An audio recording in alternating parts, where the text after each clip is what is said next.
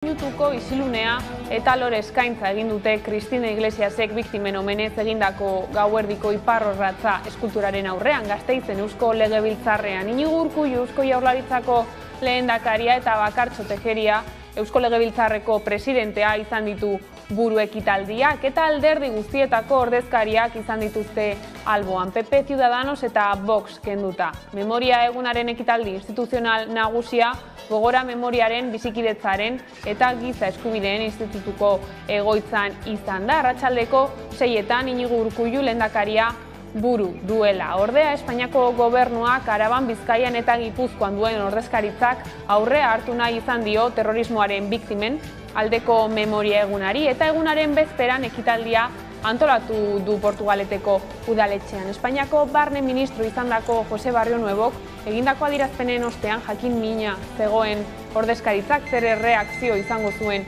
jakiteko eta Espainiako gobernuaren ordezkari Denis Itsasok aukera baliatu du gal existitu izana gaitzesteko, izugarrikeria handia izan zelako eta estatuari kreditua eta zilegitasuna kendu zizkiolako.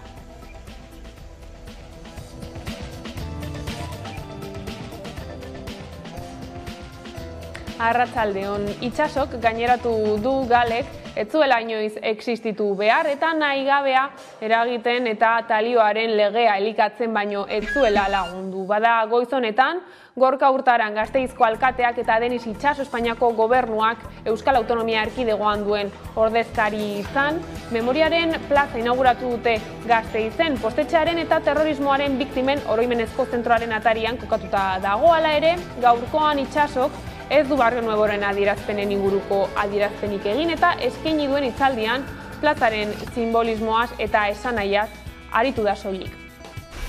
Oroimenaren plaza hiriaren erdi-erdian iraganean nahigabea eragin zuten bidegabekeria guztien oroigarri izan nahi duten espazio oroitarazle berri bat da. Biktimak utzi zituzten bidegabekeriak zeinen duintasuna memoria politika publikoekin eta horrelako espazio publikoekin babestera behartuta gaude. Etxeratek ere, elkarretaratzea egin du Gasteizen Legebiltzarraren alboko General Loma plazan. Euskal presoen sakabanaketaren ondorioz izandako istripuetan hildako 16 senideak eta espetxean hildako 35 euskal presoak izan ditu gogoan. Eta haiek ere biktima gisa aitortzeko eskatu dute. Erakundeen aldetik biktima ahaztuak izan direla eta ahaztura hori bakardadean jasan behar izan dutela salatu dute. EH Bilduk bat egin du elkarretaratze horrekin.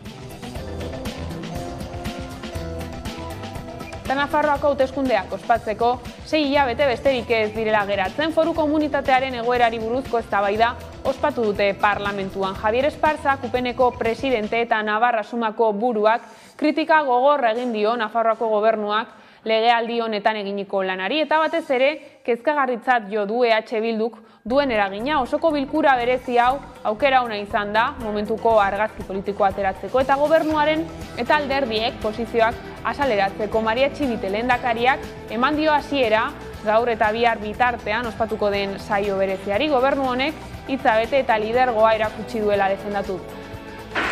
Señorías, estos datos, agradecida, reconocimiento de la seguridad social y alto grado de cumplimiento del acuerdo legislativo me llevan a afirmar que este gobierno cumple, actúa y lidera, y lo hace desde una mirada de progreso, desde unas claras prioridades sociales, desde un compromiso con el crecimiento justo y la prosperidad compartida. Pero somos un gobierno que vive en la realidad y que no cae en la trampa ni de la soberbia ni de la autocomplacencia. Bilboko Txurdinaga eta Begoña auzoetan gaur goizean zeuden herritarrek alerta mezua jaso dute Eusko Jaurlaritzak larrialdi kasuetarako probatzen ari den alerta sistema baten simulakroan. Eusko Jaurlaritzak SOS deiak Euskadiko larrialdiak koordinatzeko zentroaren bitartez, ESE alert sistemaren eraginkortasuna probatu du herritarrei abisuak emateko. Gailuek soinu bortitza egiteaz gain, mezu lasaigarri bat ere jaso dute herritarrek proba zela adierazteko. Eta lur jauzi ikusgarria gertatu da Errioxaren eta Nafarroaren arteko mugan. Mendabia aurreko haitz batzuetan izan da, Alkandre herriko trenbide ondoan. Leherketa kontrolatua izan nahi zuen trenbide azpiegituraren mantentze lanen barruan. Horretarako, Arkaitzaren zati bat eraitsi nahi zen, baina handik segundo gutxira ondoko beste mole bat erori da. 2021 batean Euskal Herrian 103.000 pertsona gehiago zeuden pobretzea arriskuan, 2008an baino 154 gehiago gainera, bilakaera goranzkoa da eta joera estrukturala dela ohartarazi du Euskal Herriko eskubide sozialen kartak. Lan, pentsio, bizitza eta zerbitzu publiko duinen alde eta aberastasunaren banaketa justua eskatzeko mobilizazio dinamika abiatu zuen kartak eta orain aldarri horri helduta azaroaren 19an, Hego Euskal Herriko hiriburuetan protesta egingo du plataforma. Goiz honetan gainera, elkarretaratzeak egin ditu Bilbon eta Iruñean, aldarria zabaldu asmoz. Errenten eskualdatze bat ematen ari da, langileen errentetatik elite ekonomikoen eskuetara. Azken batean, boterearen konzentrazio bat eta dirua geroz eta esku gutxiagotan pilatzen ari da, ez?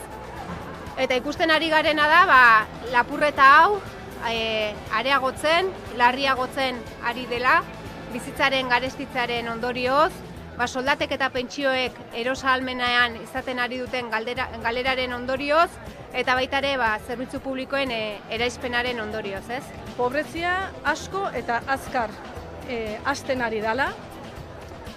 Hartzen badegu azken 13 urtetan gertatutakoa, 154 hazi da pobrezian erortzeko arriskuan dagoen pertsonen kopurua. Gaur egun, 330.000 pertsona dira horiek Hego Euskal Herrian. Nazioartera begira, urtengo agintaldi erdiko hauteskundeek aspaldidaniko garrantzirik handiena dute Ameriketako estatu batuetan. Herrialdea erabat polarizatuta dagoen honetan, bi errealitate neurtzekotan baitira, batetik Joe Biden presidentearen eta haren neurrien ospea eta bestetik Donald Trump estatu buruoiaren eta haren aldekoen indarra. Hori kontuan harturik bostek balioko dute Bidenen agintaldiaren bigarren zatia zailtzeko eta Trumpen itzuleraren oinarriak finkatzeko eta behin-behineko emaitzen arabera badirudi bi gertakari horiek baieztatu egingo direla hein handi batean bada ere. Hala ere, hauteskunde gaua ez da errepublikanoek espero bezala iragan, ez baitirudi aurreikusitako garaipen lasai eta handia lortuko dutenik lehen zantzuen eta analizien arabera. Ordezkarien ganberan aurretik doaz eta dena aldeko dute gehiengo osoa lortzeko naiz eta ziurtzat zeuzkaten lehiatako batzuk ez dituzten irabazi eta beraz aurreikusi baino alde txikiagoa aterako dieten demokratei. Senatuan berriz, alderdi demokrata espero baino hobeto ari da eta eserlekuen gehiengo osoa biltzea ez zaio ezinezko bilakatu naiz eta oraindik goizegi den behin betiko emaitza ziurtatzeko.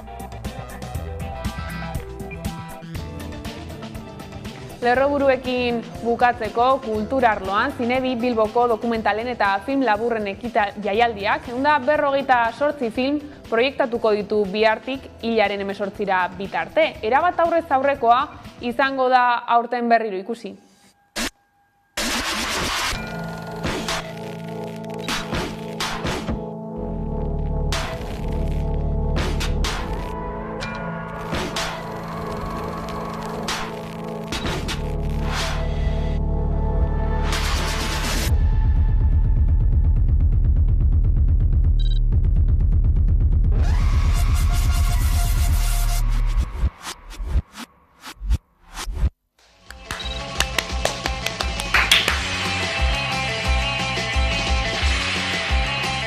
I would have come also without this award. Okay.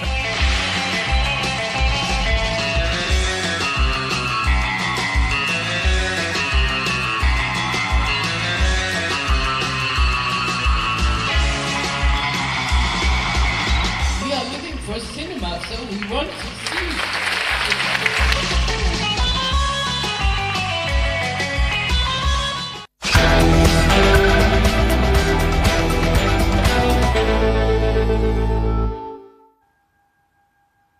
Memoria eguna da gaur eta horren karietara hainbat izan dira dagoeneko burutu diren ekitaldiak, besteak beste gatazkaren ondoriozko biktimak izan dituzte gogoan memoriaren eguneko ekitaldietan. Eusko Legebiltzarrean 2 minutuko isilunea egin dute PP, Ciudadanos eta Vox ez beste alderdi guztiek.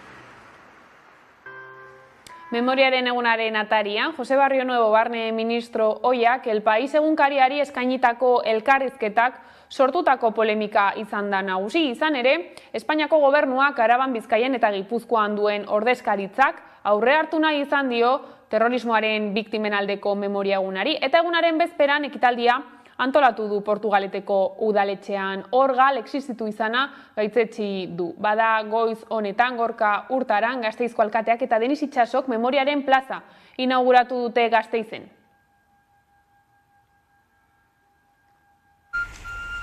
Memoria egunaren testu inguruan Gasteizko udalak memoriaren plaza inauguratu du. Postetxearen eta terrorismoaren biktimen oroimenezko zentroaren aurrean hain zuzen ere. Bertan, zenbait alderdiko kideak izan dira, Gasteizko alkatea eta Denis Itsaso, Espainiako gobernuaren ordezkaria. Itsasok nabarmendu du plaza honen simbolismoa eta esanahia. Oroimenaren plaza hiriaren erdi-erdian iraganean nahigabea eragin zuten bidegabekeria guztien oroigarri izan nahi duten espazio oroitarazle berri bat da.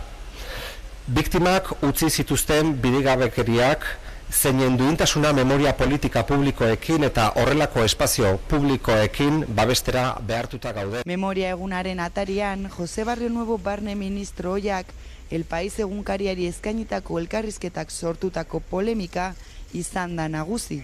Denis Itsasok asteazkenean adierazpen horiei erantzun zien, Portugaleten antolatutako ekitaldi batean. Itsasok galen existentziak gaitzetsi du, eta estatuari zinezgarritasuna eta legitimitatea kendu zizkiola adierazi zuen. Era berean, Gorka Urtaranek memoriaren plazaren inaugurazioan azpimarratu du impunitatea gogor zigortu behar dugula. Oso harrigarria da eta deigarria da, beraz, politiko ohi batek aldarrikatu nahi izatea bere erantzukizuna edo bere protagonismoa estatuko gertaerarik zikinenean. Eta hori egiten du impunitateari esker.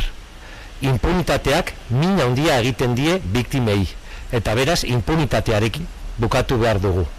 Enparantza hau topagune eta erakusketak biltzeko gunea izango da. Izan ere, biktimen oroimenezko zentroaren aurrean kokatuta dago. Gaurkoan ere, Txeratek elkarretaratzea egin du. Kartzelan hildako 35 euskal presoak eta sakabanaketak eragindako istripuen ondorioz hildako 16 senideak ere biktima gisa aitor ditzatela eskatzeko.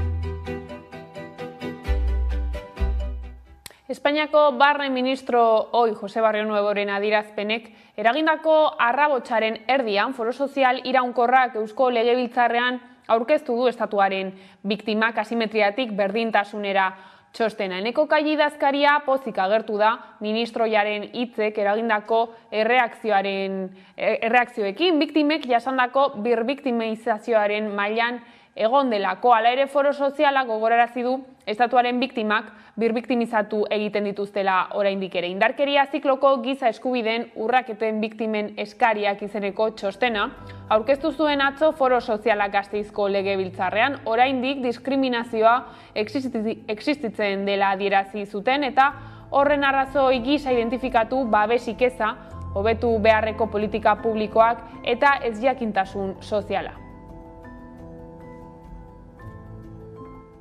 Eta Nafarroan aipatu dugu, Nafarroaren egoerari buruzko Osoko bilkura berezian Nafarroako gobernuko lehendakariak azpimarratu du, legealdi hasieran egindako akordio programatikoan jasotako neurrien 89% bete dutela eta zailtasunen gainetik hitza bete dutela.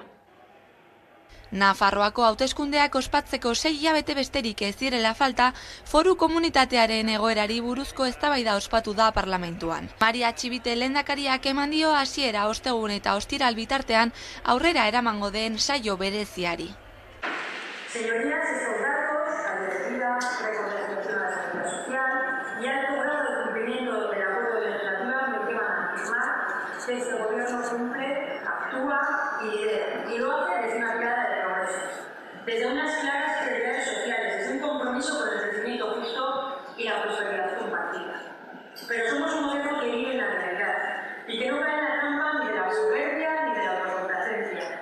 Osoko bilkura berezi hau aukera ona izan ohi da momentuko argazki politiko ateratzeko eta gobernuaren eta alderdien posizioak azaleratzeko. Ekarri duen horretatik guztiatik, harro gaudela ere bai egin den lanaz, izan ere positiboki eta oso zentzu aurrerakoian lana egin baita. Oposizioak aldiz bestelako iritzia du legegintzaldi honetan gobernu taldeak aurrera eramandako lanarekin. Desde luego constatar que no hay un gobierno que desde luego tenga un plan para esta comunidad y por lo tanto eso es lo peor que puede tener una comunidad, un desgobierno que es lo que tenemos en la comunidad foral de Navarra. Gaurkoan berriro entzun dugu autokonplazentziaz betetako eta autokritikarik gabeko hitzartzea gobernuaren lehendakariaren aldetik, gobernu honek hainbestetan egiten duen bezala. Foru komunitatearen egoerari buruzko eztabaida sakon eta luzean Nafarroako parlamentuan ostegun eta ostiral honetan aurrera eramaten ari dena. Aste honetan Iruñako Iturrama auzoan Espalda tabernak jasandako erasoaren harira, auzokide batzarrak manifestazio deialdia luzatu du, bihar arratsalderako Bartzelona eta Osasuna futbol partidua baino ordu batzuk lehenago, 30 bat txanodun talde batek, taberna eta bertan zeuden pertsonak erasotu zituzten, eraso faxistatzat hartu dute auzokideek eta tabernaren aurkako kasu isolatua ez dela salatu zuten atzo arratsaldean ospatutako batzarran. Espalda tabernak jasandako eraso fascista salatzeko manifestazio deialdia luzatu dute ostiral honetan Iturramako auzokideek. Batean hori ikusi genuen barruan zuden bezeroak korrika atzeko partetik eskapatzen. Nik babestu nintzen bonbona butano batekin, batek labikula apurtuta eta besteak kolpeekin eta horrela, baina ongi. Atzo arratsaldean jendetza batu zen Iturramako auzo batzarrean gertatukoari irakurketa eta erantzun kolektibo bat emateko. Argitu zutenez, eraso hau ez da kasu isolatu bat, izan ere azken urteetan Espalda taberna jazarpen fasisten jo puntua izan da behin baino gehiagotan. Eskuinanen jo puntuan, espainolisten jo puntuan, taberna hau, eta eraso fascista bat izan zen azkenean, antza denez, naiz eta futbol parte baten kontestuan gertatu izan den, guk beste zabaltasun batetan ere kokatzen dugu eraso hau. Azken gertakizuna instituzioetatik ez datorren erasorik handiena izan dela aipatu dute, baina ez bakarra. Izan ere polizia espainiarrak Iruñean duen ordezkaritzaren brigaden zein Iruñeko udaltzaingoaren sarekadak eta tabernaren kontrako jardun itogarria salatu dute. Kezka ere nagusi da egun argiz 30 lagunez osatutako talde batek taberna erasotzea eta ezerrez gertatzea posible ikusten dutelako.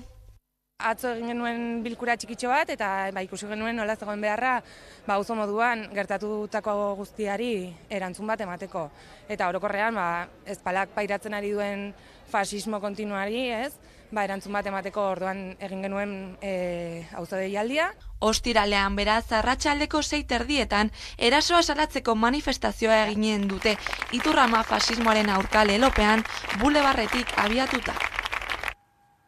Eta azaroaren 25ean indarkeria matxistaren kontrako eguna da eta Euskal Herriko mugimendu feministak kaleak hartuko dituzte justizia feminista aldarrikatzeko beldurra eta kontrolaren aurrean justizia feminista izango da aurtengo leloa.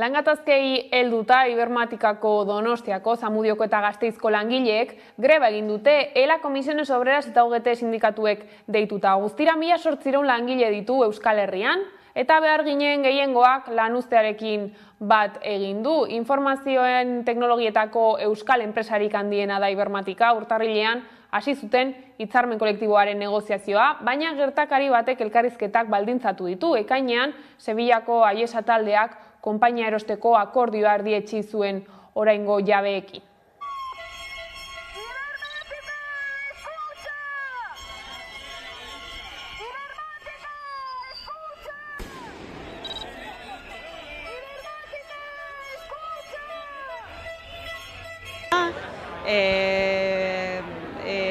Greba portzentaiak oso onak dira, badaude kliente batzuk, adibidez Eroski, Eusko Jaurlaritza edo Segurtasun Departamentuan iaia 100%, Iberdrolan 160%, eta beste kliente txikiagoetan oso jarraipen handia eduki du grebak. Orduan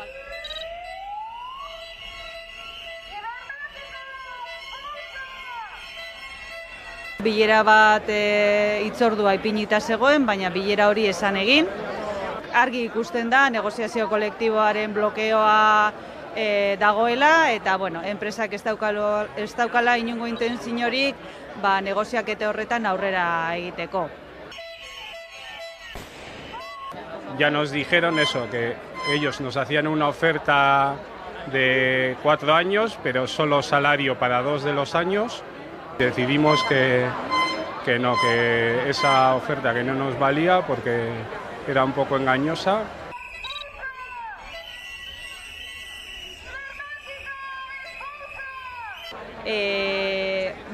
Plantillan nahiko deseroso dago, ez dakitelako Aiesak ze intentziotan datorren. Bestalde ofiziala da, Comisiones Obreras, LAB, UGT eta SK sindikatuek astebeteko greba deialdia erregistratu dute azaroaren 28-tik aurrera Bizkaiko metalgintzan, eta bide batez pixka bat gehiago tenkatu dute korapiloa. Bizkaiko metalgintzako gatazkak akordiorik gabe jarraitzen du. FBMek soldata eguneraketari egindako aldaketak ez dira nahikoak izan sindikatuentzat. Hala, plataformak iragarritako 5 eguneko grebaldiari eutzi dio. Patronalaren mugimendu ezaren aurrean, Bizkaiko metala berriz ere geldituko dugu. Bizkaiko metalgintzako sindikatuek elak ez beste grebara deituko dituzte sektoreko langileak eta lanuzte gehiago ez dituzte baztertzen gainera. Espero dugu FBMek aukera aprobetxatzea, baina 5 greba egun hauek eta gero FBMek jarraitzen badu bere jarrera berdinarekin argi dagoena gatazka gogortuko dela gehiago. Bien bitartean, ELA ere mobilizazio gehiago antolatzeko prest agertu da. Saltu bat eman behar dugula eta ikusiko dugu regunetan zer erabakitzen dauen. Lan hitzarmenaren korapiloa ez da askatu oraindik eta greba mugabea baztertu gabe jarraitzen dute sindikatuek. Izan ere, sindikatuen ustez azken bileran patronalak beste aukera bat galdu du. Tauletan erosteko ahalmena bermatu gabe eta malgutasunean gutxieneko bermean eta aldi baterako ezintasun osagarrietan zituen atzerapenak mantenduz. Benetan bilera pobre izan zen. Guk espero genduen edukizak egoti bai gainin. Patronaren proposamenak hobekuntza txikiak izan arren ez dira nahikoak sindikatuen hitzetan. Hala, sindikatuek ohartarazi dutenez, FBMen eskaintzak berginak prekarizatu eta pobretzen dituen bitartean enpresek irabazi eskandalagarriak dituzte. Tekunik 3 milioi euro baino gehiagoko irabaziak ditu. Artetxek ia 9 milioi euro. Sidenor taldeak 25 milioi euro baino gehiago. Ormazabal taldeak 11 milioi inguruko irabaziak. Patronalak aldiz bestelako irakurketa egin du. Adierazi baitu proposamena beste herrialde batzuetan sindikatuen gehiengoarekin onartu diren eskaintzatik oso gertu dagoela. Horregatik sindikatuei egotzi die enpresetako hauteskundei begira eginiko mugimendua dela. Defendatzen ari garena da sektoreen eta bere langileen interesak. Volkswagen Navarrak eta Seatek ibilgailu elektrikoarentzako BEC pertea onartu dute. Landabeneko lantegiak 35 milioi euro jasoko ditu gutxienez, ibilgailu elektrikoaren ekoizteko Madrilgo laguntzetatik, elektrifikazioari aurre egiteko Europako Next Generation funtsetatik eratorritako dirua da. Igor Peñalver, Volkswageneko ELA sindikatuko ordezkariak albiste ontzat hartu du BEK pertearen ebazpena.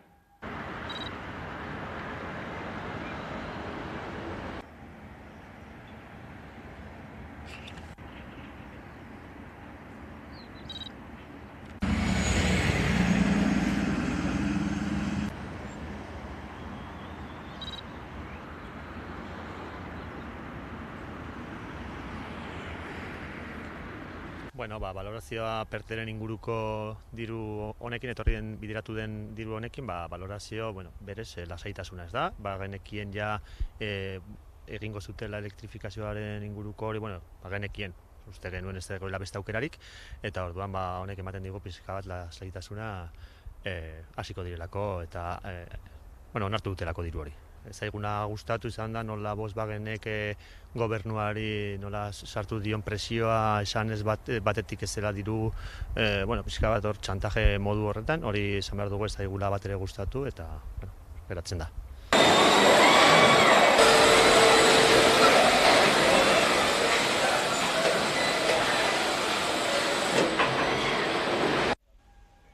Epaile segizioak etxetik kaleratu behar zuenean, Leiotik salto egin eta bere buruaz beste egin zuen Amaia Egainak 2012ko azaroaren 9an Barakaldon. 53 urte zituen. Isilpean eraman zuen hipoteka ordaintzeko zailtasunak zituela eta CaixaBankek ohartazpena jaso zuela. Haren suizidioak euskal gizarte astindu zuen, Egainaren hilotza jaso zuen epaileak lehenik eta alderdi politiko eta gizarte eragile gehienek ondoren askotariko ahotsek salatu zuten etxe kaleratzen bidegabekeria. Eta kulturan gaurtik hilaren 13 egingo da Galdakaoko sormene jaialdia. Egun horietan amatasuna, sorkuntza, euskara eta transmisioa izango ditu ardatz. Euskara erdigunean kulturaren sormen arloko egitasmo berritzaileen plaza da sormen. Emakumezko sortzaile euskaldunen lanak nabarmentzea helburu duena, antzerkia, bertsolaritza, literatura ikuskizunak eta kontzertuek osatzen dute egitaraua.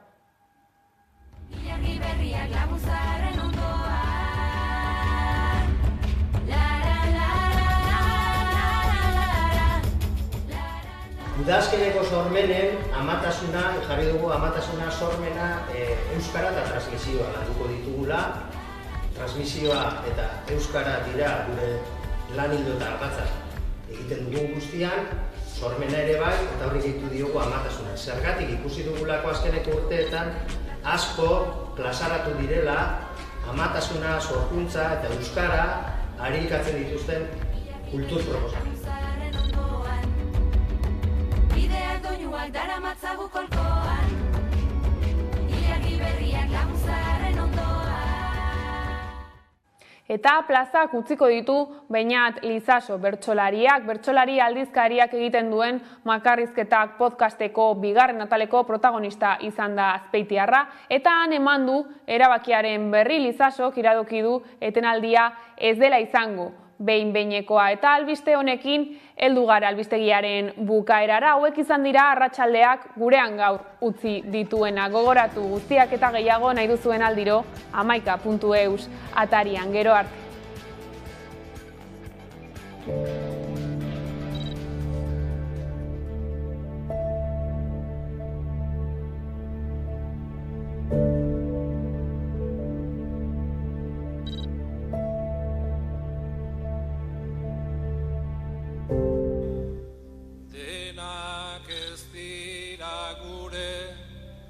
Martxa ulertzeko gai, bizi nahiko nukena, patxadan talasai, orain ni estu nabil, ta bihar ere bai, beti ez dut bizi nahi, noiz bidaliko zai.